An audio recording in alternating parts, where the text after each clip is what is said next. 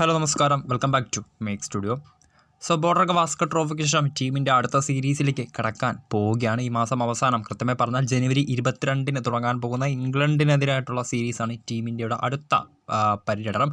അതിനുശേഷമായിരിക്കും ടീമിൻ്റെ ചാമ്പ്യൻസ് ട്രോഫിക്ക് വേണ്ടി പോകാൻ പോകുന്നത്.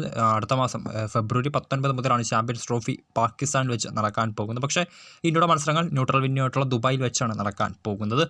ജനുവരി 22 മുതലാണ് ഇന്ത്യ ഇംഗ്ലണ്ട് സീരീസ് തുടങ്ങാൻ പോകുന്നത്. 5 മത്സരങ്ങളടങ്ങിയ T20 പരമ്പരയും അതോടൊപ്പം തന്നെ 3 മത്സരങ്ങളടങ്ങിയ ഏകദിന പരമ്പരയും ഇംഗ്ലണ്ടിനെതിരെ ഇന്ത്യ കളിക്കും.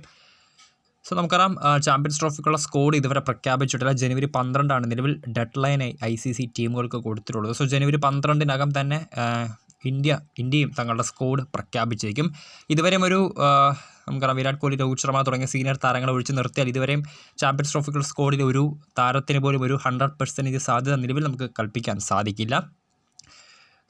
അടുത്ത സീരീസ്, അത് ഇംഗ്ലണ്ടിനെതിരായിട്ടുള്ള സീരീസ് ചാമ്പ്യൻസ് ട്രോഫിക്കുള്ള ഇന്ത്യൻ ടീമിലേക്ക് ഇടം നേടാനുള്ള താരങ്ങളെ സംബന്ധിച്ചൊരു നിർണായകമായ ഒരു പോരാട്ടം തന്നെയാണ്.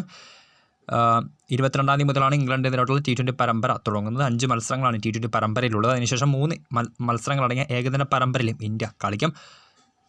ഈ ഒരു സീരീസിൽ, അത് ഇംഗ്ലണ്ടിനെതിരായിട്ടുള്ള ഏകദിന T20 സീരീസിൽ വിക്കറ്റ് കീപ്പറായി KL രാഹുൽ ഉണ്ടാകില്ല എന്നാണ് ഏറ്റവും ലേറ്റസ്റ്റ് പുറത്തു വരുന്ന റിപ്പോർട്ട്. ചാമ്പ്യൻസ് ട്രോഫി സ്കോഡിൽ അദ്ദേഹത്തെ ഉൾപ്പെടുത്താൻ വേണ്ടി ഇംഗ്ലണ്ടിനെതിരായിട്ടുള്ള സീരീസിൽ, അതായത് ഏകദിന T20 സീരീസിൽ ഇന്ത്യയുടെ നമ്പർ 1 വിക്കറ്റ് കീപ്പർ KL രാഹുലിന് വിശ്രമം അനുവദിച്ചേക്കുമെന്നാണ് നിലവിൽ ടൈംസ് ഓഫ് ഇന്ത്യ റിപ്പോർട്ട് ചെയ്യുന്നത്. അങ്ങനെയാണെങ്കിൽ ചാമ്പ്യൻസ് ട്രോഫിക്കുള്ള സ്കോഡിൽ ഫസ്റ്റ് ചോയ്സ് വിക്കറ്റ് കീപ്പറായി KL രാഹുൽ ഇടം നേടിയേക്കും.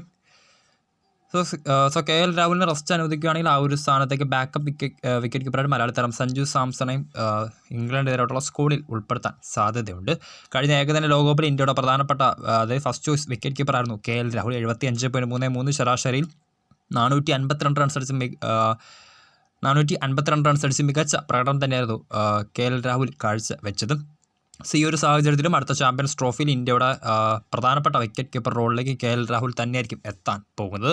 അങ്ങനെയാണെങ്കിൽ ബാക്കപ്പ് വിക്കറ്റ് കീപ്പർ ആരായിരിക്കുമെന്നാണ് നിലവിൽ ചോദ്യങ്ങൾ വരുന്നത്. നമുക്കറിയാം, ഋഷഭ് പന്ത് ഉണ്ട്, അതോടൊപ്പം തന്നെ മികച്ച ഫോമിൽ നിൽക്കുന്ന മലയാളി താരം സഞ്ജു സാംസണും ആ ഒരു ബാക്കപ്പ് കീപ്പറായിട്ട് ടീമിൽ ഇടം നേടാനുള്ള സാധ്യത കൽപ്പിക്കുന്നുണ്ട്. അങ്ങനെയാണെങ്കിൽ അടുത്ത സീരീസിൽ അത് നിർണായകമായി മാറിയേക്കും. ഋഷഭ് പന്തും സഞ്ജു സാംസണും ഇംഗ്ലണ്ടിനായിട്ടുള്ള ഏകദിന T20 സീരീസിൽ വിക്കറ്റ് കീപ്പർ റോളിലേക്ക് എത്തുകയും ഇവരിൽ നിന്നായിരിക്കും സീരീസിൽ മികച്ച പ്രകടനം പുറത്തെടുക്കുന്ന താരത്തിന് അടുത്ത ചാമ്പ്യൻസ് ട്രോഫിയിൽ KL രാഹുലിൻ്റെ ബാക്കപ്പ് ഓപ്ഷനായിട്ട് ടീമിൽ ഇടം കിട്ടിയേക്കാനും സാധ്യതയുണ്ട്.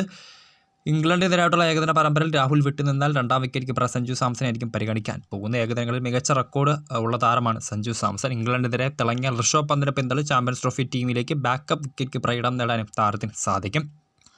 കഴിഞ്ഞ വർഷം ഇന്ത്യ 3 ഏകദിനങ്ങൾ മാത്രമാണ് കളിച്ചത്. ഇതിൽ ശ്രീലങ്കയ്ക്കെതിരായ ഒരു ഏകദിനത്തിൽ മാത്രമാണ് ഋഷഭ് പന്തിന് ടീമിൽ ഇടം ലഭിച്ചത്. ഇതിൽ 6 റൺസ് മാത്രമായിരുന്നു താരത്തിന് നേടാൻ സാധിച്ചത്. അതായത് സമയം ദക്ഷിണാഫ്രിക്കയ്ക്കെതിരെ അവസാനം കളിച്ച ഏകദിന മത്സരത്തിൽ സെഞ്ചുറി നേടിയ സഞ്ജുവിന് ഏകദിനങ്ങളിൽ 50-ന് മുകളിൽ ബാറ്റിംഗ് ശരാശരിയുമുണ്ട്. അതും വളരെ ഒരു കീ ഫാക്ടർ തന്നെയാണ്. ചാമ്പ്യൻസ് ട്രോഫിക്കുള്ള സ്കോഡിൽ ഇടം നേടാൻ മലയാളി താരത്തെ സംബന്ധിച്ച് അതും വളരെ ഒരു കീ ഫാക്ട് തന്നെയാണ്.